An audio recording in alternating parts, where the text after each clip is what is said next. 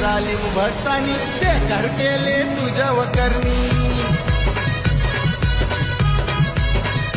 हा तुमडीत पायाची माती घेऊन लिंबू फिरवलाय तुझ्यावरुनी.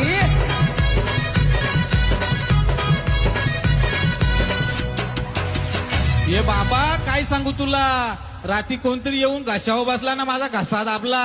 काहीतरी कर ना, इरा पिरा टलू दे ना त्यांच्यावर उलटू दे. केलाय